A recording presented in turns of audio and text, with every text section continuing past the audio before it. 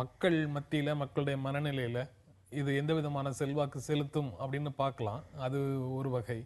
ஆனா இப்போ இடைவேளைக்கு முன்னால நான் பேசிய மாதிரி இது வந்து இன்னொரு லெவலுக்கு அந்த விவாதத்தை எடுத்துட்டு போற மாதிரி எனக்கு தோணுது. அதனால அதை பற்றி கொஞ்சம் பேசிட்டு டைம் இருந்தா அதை பத்தி பேசலாம்னு நினைக்கிறேன்.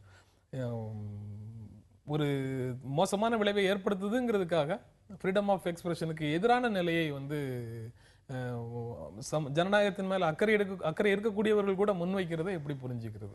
இதில் ரெண்டு விதமாக அதை பார்க்கணும். ஒன்று வந்து ஃப்ரீடம் அப்படிங்கிறது முக்கியம். ஒரு டெமோக்ரஸியில் வந்து ஃப்ரீடம் அப்படிங்கிறது ரொம்ப முக்கியம். ஜனநாயகத்தினுடைய அடிப்படையே ஃப்ரீடமை சுற்றி தான் இருக்குது, தனி மனிதனுடைய சுதந்திரத்தை சுற்றி தான் இருக்குது. ஆனால் அந்த சுதந்திரம் எப்படி பயன்படுத்தப்படுகிறதுங்கிறது ரொம்ப முக்கியமான விஷயம். இப்போ கான்ஸ்டியூஷனை எடுத்து பார்த்தீங்கன்னா ஃப்ரீடம் ஆஃப் ப்ரெஸ் வந்து எங்கேருந்து வருது? டைரெக்டாக ப்ரெஸ்ஸுக்கு வந்து கான்ஸ்டியூஷன் கொடுக்கல. சுப்ரீம் கோர்ட்டும் சில ஜட்ஜ்மெண்ட்ஸில் சொல்லியிருக்காங்க, ரைட் டு ஃப்ரீடம் ஆஃப் எக்ஸ்பிரஷனில் இருந்து right to know of the citizen வருது. இந்த right to know of the சிட்டிசனில் இருந்து தான் அவனுக்கு வந்து ஃப்ரீடம் ஆஃப் ப்ரெஸ் வந்து எமனேட் ஆகுது. அப்படிங்கிறதான் சரியான விஷயம். ஏன் கான்ஸ்டியூஷனில் வந்து ஃப்ரீடம் ஆஃப் ப்ரெஸ் நேரடியாக கொடுக்கல? இது மாதிரியான கருத்துருவாக்கங்கள் இருக்கலாம். ஒருவேளை இந்த ஃப்ரீடம் வந்து தவறாக பயன்படுத்தப்பட்டால் மக்கள் வந்து எதை தெரிஞ்சுக்கணும்னு நினைக்கிறாங்களோ அது தெரிஞ்சுக்காமல் போகிறதுக்கான வாய்ப்பு இருக்குது அப்படிங்கிறனால தான். ரெண்டாவது, இந்தியா மாதிரியான ஒரு கண்ட்ரி எடுத்துக்கிட்டிங்கன்னா லிட்ரேசி ரேட் வந்து ரொம்ப கம்மி. பொலிட்டிக்கல் சோசியலைசேஷனோட அரசியல் அறிவு, அரசியல் எப்படி நடைபெறுகிறது, சமுதாயம் எப்படி நடைபெறுங்கிறது அறிவு வந்து மக்களுக்கு கொஞ்சம் மெதுவாக தான் வருது. ஸோ இந்த காலகட்டத்தில் பத்திரிகைகள் வந்து பொறுப்பாக நடந்து கொள்ளவில்லை என்றால் பிரச்சனையாகுங்கிறனால தான் ஃப்ரீடம் ஆஃப் ப்ரெஸ்ஸை டைரெக்டாக கொடுக்கவே இல்லை. ஸோ இந்த ரெண்டு அடிப்படையில் நீங்கள் பார்க்கும்போது ஃப்ரீடம் அப்படிங்கிறது ரெஸ்ட்ரிக்டடாக இருக்கிறதா நல்லது. சிவிலைஸ்டு சொசைட்டியில் அப்படி இருக்கிறது நல்லது. அவர் சொல்றதுலேருந்து புரிஞ்சுக்கிறது வந்து பிஹேவியரல் சயின்ஸில், நடத்தை அறிவியலில் பேண்ட் வேகன் எஃபெக்ட் அப்படின்னு சொல்றாங்களே, எல்லாம் மந்தையோடு சேர்ந்து பக்கத்தில் இருக்கிறவங்க எல்லாரும் என்ன செய்யறாங்களோ அதே எண்ண ஓட்டத்தோட தன்னை இணைத்துக் கொள்ற மனநிலை மக்களிடத்துல வந்துடும். அதனால வந்து கருத்து கணிப்புகளை தடை செய்யணும் அல்லது ரெகுலேட் பண்ணணும் அப்படின்னு சொல்றது வந்து ஒரு தற்காலிக ஏற்பாடாக மட்டும் வேணா புரிஞ்சுக்க முடியும். அது சரியா இல்லையாங்கிறது வேறு விஷயம். தற்காலிக ஏற்பாடாக மட்டும்தான் புரிஞ்சுக்க முடியும். ஃப்ரீடம் ஆஃப் எக்ஸ்பிரஷனை முழுக்க ஏற்றுக்கொள்ளக்கூடிய ஒரு சமூகத்தில் அந்த சமூகம் தான் வளர்ச்சியான சமூகம், வளர்ச்சியடைந்த சமூகமாக இருக்க முடியுங்கிற நிலைமையில இதற்கு நிரந்தர தீர்வு என்ன? இல்லை, அதாவது இப்போ 5 வரலாம் ஒன்றா இருக்கிறது இல்லை. அப்படி தான் பொதுவாக சொல்லுவோம். நம்ம வந்து மக்கள் வந்து எல்லா காலத்திலையுமே இதே மாதிரி தான் இருக்கிறாங்க. இப்போ நல்ல உணர்வு பெற்ற, தெளிவு பெற்ற, ஞானம் பெற்ற ஒரு செக்ஷன் இருக்கும். அதே மாதிரி எதுவும் தெரியாதவங்க இருக்குது. இது இருந்துகிட்டே இருக்கும். நீங்கள் வந்து எல்லா காலத்துலேயும் நீங்கள் வந்து அதாவது இன்றைக்கி இருக்கக்கூடிய அரசியலையும் ஜனநாயகத்தையும் பற்றிய ஞானம் வருவது என்பது அனுபவம் தான். இன்றைக்கி 60 வருஷம் தான் நம்ம ஜனநாயகத்தை அனுபவிச்சுக்கிட்டு இருக்கிறோம். அதனால் அதுக்கு ரொம்ப தூரம் நம்ம போக வேண்டியது இருக்குது.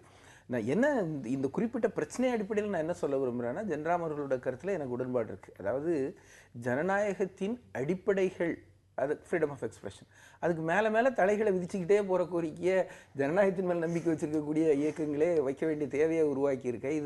இது நல்லதாங்கிற கேள்வி வந்து நியாயமானது. ஆனால் என்ன பிரச்சனைன்னா, நம்முடைய இன்றைய சூழ்நிலையினுடைய தேவை, அனுபவம், மூன்றாவது பொதுக்கருத்து. இந்த பொதுக்கருத்தினுடைய அடிப்படையில், தேவை அடிப்படையில் சில கட்டுப்பாடுகளை நம்ம விதிக்கலாம். பொதுக்கருத்துன்னு வரும்போது நீங்கள் அரசியல் கட்சிகளில் 14 கட்சிகளும் ஒரு கருத்துக்கு வருதுன்னு வச்சுங்க, இது தேவை என்ற அபிப்பிராயத்துக்கு வருதுன்னா அப்படி ஒரு சில திருத்தங்களை நோக்கி நம்ம போகலாம். அதை மிஸ்யூஸ் பண்ணக்கூடாது. ஏற்கனவே இருக்கிற 8 மிஸ்யூஸ் பண்ணுறாங்கிறத நம்ம குற்றச்சாட்டு. அப்போ எது வந்தாலும் அது வரத்தான் செய்யும். அதனால் அந்த பொதுக்கருத்தினுடைய அடிப்படையில் இன்றைக்கி தேவையிலேருந்து பண்ணணும். இன்னொரு நல்ல விஷயம் என்னென்னா, நீங்கள் தெஹல்காவினுடைய ஒண்டர்ஃபுல் டெமோக்ராட்டிக் இன்னோவேஷன் சொல்லணும். அந்த ஸ்டிங் ஆப்ரேஷன்ஸுங்கிறத நீங்கள் வந்து இப்படிலாம் பண்ணுறாங்கன்னு தெரிஞ்சோடனே அதுக்கு ஒரு ஸ்டிங் போட்டு அது புறத்தை வெளியே கொண்டு வந்துட்டாங்க, சி ஓட்டர் உட்பட. அப்போ இதில் தான் நீங்கள் அக்கௌண்டபிலிட்டி வருது. நீங்கள் கணிப்பை நடத்தக்கூடியவர்கள், அவர்களுடைய பின்புலம், அவர்களுக்கு யார் ஃபைனான்ஸ் பண்ணுறாங்க, அந்த கேள்வியை ஏஏபி எழுப்பியிருக்காங்க. நல்ல கேள்வி. அவங்களுடைய அக்கௌண்டபிலிட்டி. தொடர்ந்து 3 கருத்து கணிப்பு ஒரு நிறுவனம் நடத்துது. 3 கருத்து கணிப்பும் கருத்து திணிப்பாக இருந்திருக்குன்னா நீங்கள் அதை தடை செய்யணும். இப்போ மூடிஸ்னு ஒரு நிறுவனம் இருக்குது, ஸ்டாண்டர்ட் அண்ட் புவர்ஸ்னு ஒரு நிறுவனம் இருக்குது, ரேட்டிங் ஏஜென்சிங்க எலெக்ஷனுக்கு என்ன வந்தது?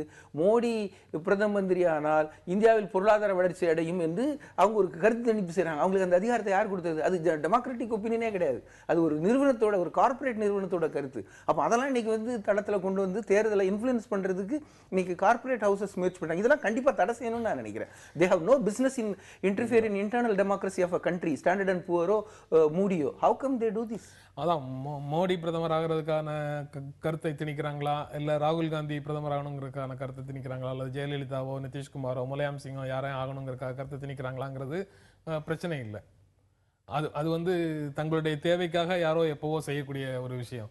அதை மிஸ்யூஸ்ன்னு எடுத்துக்கிட்டோம்னா அந்த மிஸ்யூஸை கட்டைல் பண்ணுறதுக்கு என்ன நடவடிக்கை எடுக்கணுமோ அதை எடுக்கணுமோ, அதை செய்யணுமா, இல்ல காமன் மேன் எனக்கு தெரிய வேண்டிய தகவல்களை தெரிய விடாமலே அதை முழுவதுமாக தடை செய்யணுமாங்கிறது தான் என்னோட கருத்து என்னன்னா, இப்ப கருத்து கணிப்பை வந்து அரசியல் கட்சிகளோ அல்லது வியாபாரிகளோ மட்டும்தான் பயன்படுத்தணுங்கிற அவசியமே கிடையாது. நான் குறுக்கீட்டுக்கு மன்னிக்கணும். எனக்கு இதற்கு இணையாக எனக்கு தோன்றது வந்து இப்போ படைப்பு சுதந்திரம் அப்படிங்கிற அடிப்படையில் வரக்கூடிய அனைத்து படைப்புகளையும், சர்ச்சைக்குரிய படைப்புகள்னு எதெல்லாம் வருதோ அது அவ்வளவையும் வந்து எஸ்டாப்ளிஷ்மெண்ட் எந்த ஆளும் கட்சியாக இருந்தாலும் சரி உடனடியாக தடை செய்கிற மனநிலையில தான் இருக்கிறாங்க.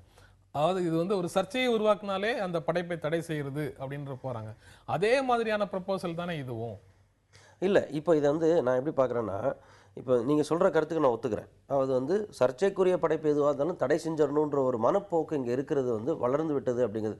அதுவுமே என்ன காரணம்னு பார்த்தீங்கன்னா, நம்மளால் வந்து அரசியல் கட்சிகளையும் அரசாங்கத்தையும் பிரித்து பார்க்காத நிலைமையை நம்ம உருவாக்கிட்டோம்.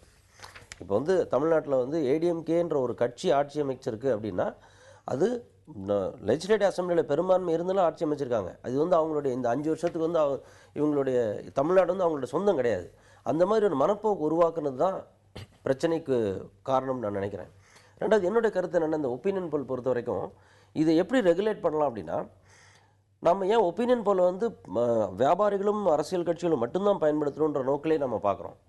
இப்போது கொஞ்ச நாளைக்கு முன்னாடி வந்து நேஷ்னல் எய்ட்ஸ் கண்ட்ரோல் ஆர்கனைசேஷன் வந்து ஒரு சில இன்ஃப்ளூயன்ஸ், அது எய்ட்ஸ் பற்றின அவேர்னஸ் உருவாக்குறதுக்காக வந்து ஒரு அட்வர்டைஸ்மெண்ட் போட்டாங்க. புள்ளிராஜாவுக்கு எய்ட்ஸ் வருமா. அது வந்து ஒரு கொஞ்ச நாளைக்கு அந்த மாதிரியே கொடுத்து ஒரு ஒப்பீனியனை கிரியேட் பண்ணி அதுக்கப்புறம் எய்ட்ஸ் பற்றின ஒரு அவேர்னஸை கொண்டு வந்தாங்க. இது மாதிரி இந்த கருத்து கணிப்பை தடை செய்வது அல்லது ரெகுலேட் பண்ணுது அப்படிங்கிறது வந்து சட்ட ரீதியாக போகாமல் அரசாங்கம் வந்து மக்கள் பிரச்சனைகளை மக்கள்கிட்ட முன்னெடுத்துட்டு வந்து வச்சாலே இந்த பிரச்சனை வந்து 75% வந்து சரியாயிடும். நீங்க தேர்தலுக்கு முந்தைய கருத்து கணிப்பாக இருந்தாலும் சரி, பிந்தைய கருத்து கணிப்பு, வாக்குப்பதிவுக்கு பிறகான கருத்து கணிப்பாக இருந்தாலும் சரி, அது எல்லாமே என்டர்டெயின்மெண்ட் சேனலுக்கான சப்ஜெக்ட் அப்படின்னு முன்னாள் தலைமை தேர்தல் ஆணையர் SY குரேஷி சொல்றாரு. அப்படி ஒரு பக்குவம் வந்துடுச்சுன்னா இதை பற்றி இவ்வளவு சத்தம் போட வேண்டிய அவசியம் இல்லை அப்படின்னு தோணுது. நீங்க எப்படி பாக்குறீங்க அதை? இல்லை, அது கரெக்ட். ஏன்னா மக்கள் வந்து கடந்த 90க்கு அப்புறம் வந்திருக்கக்கூடிய நிகழ்வுகளில் மீடியா, டிவி இவங்களுடைய கருத்துகள் எல்லாத்துக்கும் பின்னாடி இருக்கக்கூடிய அரசியலை ஓரளவுக்கு புரிஞ்சிட்டு இருக்காங்க. நீங்களே முதல்ல பேசும்போது சொன்ன மாதிரி இந்த தொலைக்காட்சி சேனல்னா இந்த பேனல் இந்த கருத்து என்பதெல்லாம் புரிஞ்சிருக்காங்க பார்த்தீங்களா? அதெல்லாம் இருக்குது. அதனால் நீங்கள் வந்து மக்கள் இந்த கருத்துக்களை பற்றி அவங்களுக்கு ஒரு கருத்து இருக்குது. அதனால் முழுவதும் தடை செய்ய வேண்டும் என்ற இடத்துல நாங்கள் இல்லை. இந்த கருத்து கணிப்புகளுக்கு முழுவதும் தடை விதிக்க வேண்டும், ஃப்ரீடம் ஆஃப் எக்ஸ்பிரஷனை கட்டல் பண்ணணுங்கிறது இல்லை. ரெகுலேட்டரி மெக்கானிசம் என்ற முறையில் தேர்தல் சமயத்தில் அந்த மார்ஜினல் 2%, 5% ஸ்விங்கை வந்து உருவாக்குறதுக்கு தான் இது உதவி செய்யும். ஆனால் அந்த 2% ஸ்விங், 5% ஸ்விங்கிறது இன் டேர்ம்ஸ் ஆஃப் சீட்ஸ் நீங்கள் பெரிய அளவுக்கு மாற்றத்தை உருவாக்கிடுது. அதனால் அதை கண்டிப்பாக நம்ம தடுக்க வேண்டியது இருக்குது. அப்போ அந்த முறையில் சில ரெகுலேட்டரி மெக்கானிசம் கண்டிப்பாக தேவைன்னு தான் நான் அறிவியல் பூர்வமாக கருத்து கணிப்புகள் எப்படி நடத்தணுங்கிற மாதிரியான விஷயங்கள்லாம் இருக்குது. அது அதன்படி செய்கிறதுல பெரிதாக பிரச்சனைகள் எதுவும் இருக்கிறதுக்கு வாய்ப்பு இருக்காது. ஆனால் பொய்கள் 3 வகையானவை. அவை பொய்கள், கடைந்தெடுத்து வடிகட்டின பொய்கள், புள்ளி விவரங்கள் அப்படின்னு சொல்ற மாதிரியான நிலைமைக்கு கருத்து கணிப்புகள் போயிடக்கூடாது அப்படிங்கிற கவலையை வந்து நீங்க வெளிப்படுத்தினதாக புரிஞ்சுக்கிறேன். இந்த நிகழ்ச்சியில பங்கேற்று உங்களுடைய கருத்துக்களை பகிர்ந்து கொண்டதற்காக புது புது நிகழ்ச்சி உங்கள் இருவருக்கும் நன்றி தெரிவித்துக் கொள்கிறது. மீண்டும் சந்திப்போம். நன்றி, வணக்கம்.